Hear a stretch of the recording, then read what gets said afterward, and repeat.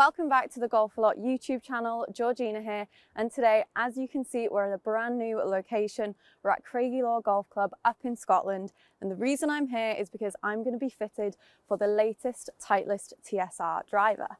Now, although the custom fitting experience is always really exciting, it's not the most exciting part of today's video, because we've also got a 13-year-old Titleist driver, the 910 D2. And what we're going to do is we're going to take my custom fitted new Titleist TSR, could be the 2, could be the 3, we won't know until we get into the fitting, but we're going to compare that with the 13-year-old off-the-shelf driver to see what gains are there really to be made. I see quite a lot of golfers who are still playing with 10-plus-year-old clubs in the bag, so I want to see really what is the improvement with getting a brand new club.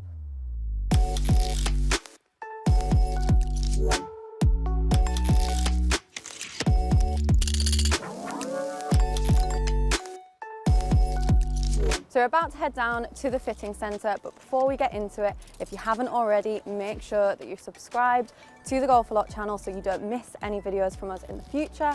And also let me know down in the comments, how old is the driver that you guys are using at the minute? Do you think that it's important to replace it every 3 to 4 years, or do you not think it's going to make that much of a difference?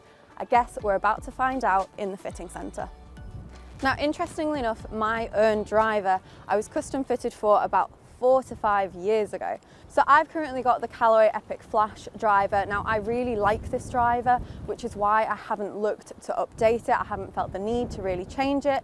So what I'm really interested to see today is if I've been missing out loads on potentially distance or accuracy. I guess we're going to find out by fitting me for a brand new driver.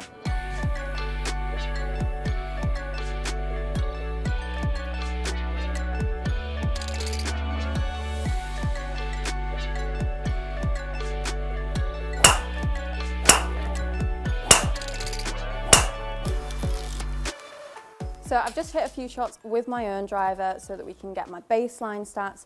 Graham's had a look at it and talked to me through what I would want to see in my ideal driver, and we're using those numbers to help build the correct driver. So we're going to go and have a few shots with the new Titleist models.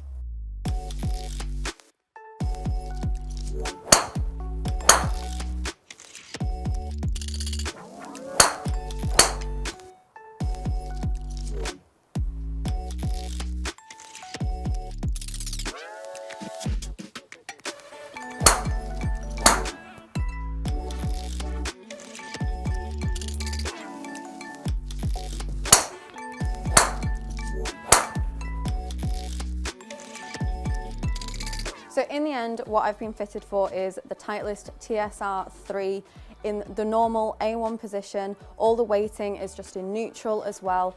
It is a ½ an inch shorter than standard length. We did play around with some longer clubs just to see how that worked, but I lost a little bit of consistency there. And the shaft is a lightweight regular shaft. Now, the reasons I've been fitted for this club is because it gave me optimum distance, spin and control at my normal swing, but we also tested it out, letting me swing full out, giving all of the speed that I could possibly get, and still saw the ball flight going straight, not losing it left and right. So it's fitted perfectly for me now as my swing is, but also allows a little bit of room for growth in terms of speed and distance. As I said earlier, I always feel as though custom fitting is a really fun experience. Today was great. We had Graham go through all the different bits of information. It was so cool to see those higher numbers and just to really test out what did and didn't work. So we've had a really great time getting this custom fitted. So really happy with my custom fitted experience. Now we're getting on to the really exciting bit, having a look at the 910 D2. This club is about 13 years old. We're going to see how we get on with it, but let's start off by taking a look at the differences between this and the current Titleist TSR3. So starting off visually, there is a big difference between these clubs. The 910 D2 does just look a bit more dated, a lot older. It definitely looks kind of clunkier and like there's a lot more going on, whereas what we're seeing with a lot of the new clubs is that they have that more sleeker look to them overall. Going on to the actual face of the club, as you can see, the grooves are a bit more subtle. They've got more of a contemporary look to them now compared to these much whiter sort of in your face grooves on the older model. And if we take a look at address, first of all, you've got a big difference in the alignment aid. In the new driver, it's just a really small TSR icon, whereas you've got this big arrow, kind of looks like an old-fashioned play button on the older club. And overall, the head of the 910 D2 is just bigger and thicker towards the back. There's definitely a lot more going on in the older club than in the new Titleist TSR3. So I haven't hit any shots with this club at all. We're going to go straight into it and just see how we get on with this. Oh, that's loud. That's very loud. That was quite a nice strike though, but it's a lot louder. I actually thought that was quite a nice strike, but it just hasn't gone very far, to be honest. Club speed is a little bit down, so we'll try and get that back up to normal.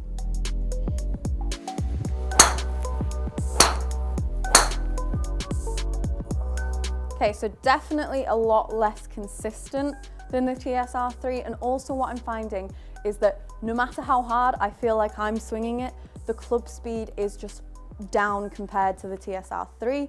We're averaging maybe around 90, which is a lot less than I would expect from my own drivers. The total distance, to be fair, isn't too bad. That one was going to 30, which isn't awful, but the carry distance is definitely a lot lower. We're getting sort of this runny kind of shot, often going off to the left. It's not my favourite, but it's not awful, but it's just not my favourite. At address, the club head does just feel massive, to be honest. It's making me feel as though it's so clunky that it's going to be hard to swing it as fast as I want to, but we're going to really try on this one to get that club head speed up and see what distances we can get.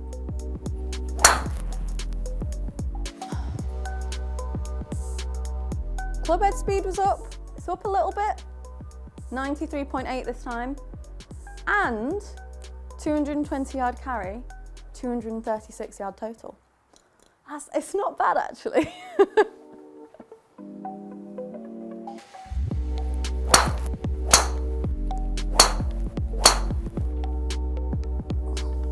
So we've just finished testing out the 910 D2 and using the numbers from TrackMan, there is a lot to unpack here. If we look at the club speeds, I was only able to get the 910 D2 at 91 compared to 95. Now, if you look at the actual club head, it's obviously a lot less aerodynamic. It's not going to be as easy to get up to those higher speeds, which I really felt with this. And that meant that the ball speed was also lower, coming in at an average of 133 compared to 140 with the TSR3. The carry distances that I was getting with the 910 D2 were down at 205 yards, which is definitely a lot lower than I would expect with a driver. I was getting 224 with the TSR3, and then the total distance with the 910 D2 was almost the same as the carry with the TSR3, coming in at 229 yards compared to 247 that I was able to get with the newer driver. Now, something that was really interesting was the dispersion on height. With the TSR3, the dispersion there was only 5, which is pretty good, but we got a dispersion of 21 with the 910 D2, which really just proves my point that you just never know what kind of shot you're actually going to get. Obviously, when we went through this process, the TSR3 was custom fit to me. This is my optimum driver today, how I was swinging it, and that's not the same for the 910 D2, but clearly there are some huge differences in terms of the distance, the consistency, the feel, and the types of shots we were getting from it. I think a lot of players can be really guilty of trying to chase distance. I know that I can do that sometimes, and so the only thing they might be looking to compare with an older club compared to a new one is, are they hitting it further? Now, obviously that was the case here, but the main thing to look at was the consistency and how much accuracy we're losing with the older club, and just how you have no idea what shot you're going to hit and what is going to come from that strike. So really interesting to be able to try out those two drivers and see the differences that 10 years has made. Now, to be honest, I wasn't super disappointed with how far I was hitting the 910 D2, but there was just clearly such a huge difference in terms of the dispersions and the accuracy. Things were just a little bit all over the place, and I wouldn't really trust having that club in the bag.